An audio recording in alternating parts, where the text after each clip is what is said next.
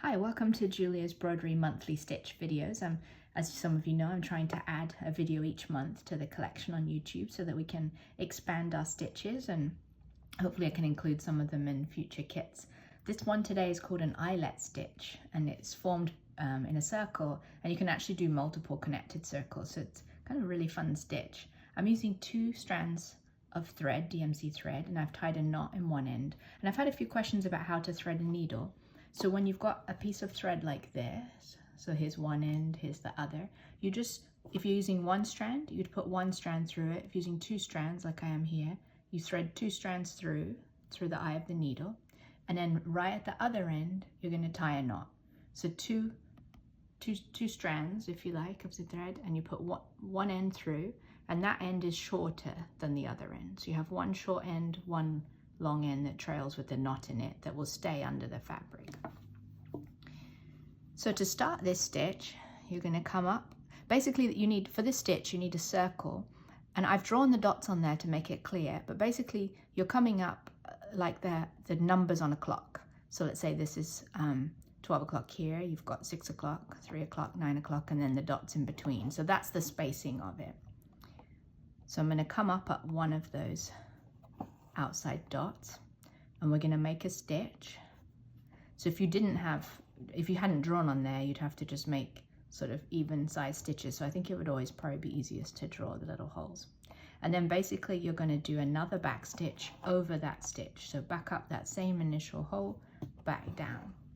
So you're making 2 stitches on top of each other. Then back up that initial hole and down the center. And you can be a little bit rough with this stitch because it is supposed to sort of create a hole. And then back up here again, pull firmly, and then back down the same hole in the center. So essentially you've put 2 stitches on top of each other here and into the center. So now you're going to come up a stitch away at one of these, at your next hole. I'm going to come back and go down that same hole there. And we're going to create another double stitch on this outer rim. Like that. And then we're going to come up here again and go back down the same center hole. Come up again. So you're using the same holes over and over. So this would not be good for a very sensitive piece of fabric that you would easily tear. So you'd want this to be something like we're using here, like a muslin or a poplin, something pretty stable. You wouldn't want to do it on silk or anything that would tear. Back down.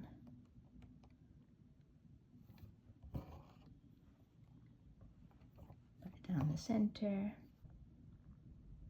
So I've continued going around the wheel. So remember, you're always going one ahead and going back down the previous hole twice.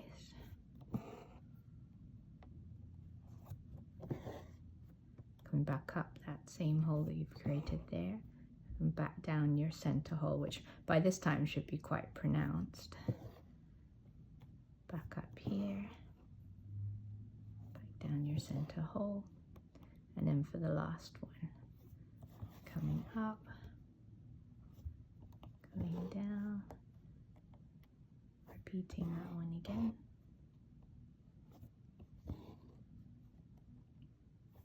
Back up there, and then your final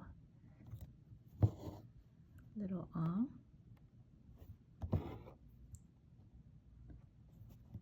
Just make sure it does go down the center. And that's your eyelet stitch.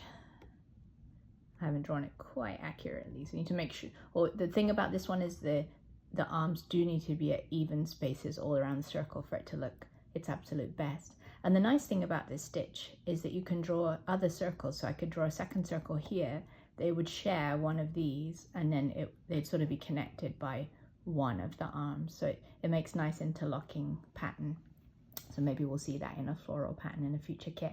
But I hope you've enjoyed doing this eyelet stitch today, and I look forward to seeing you next time.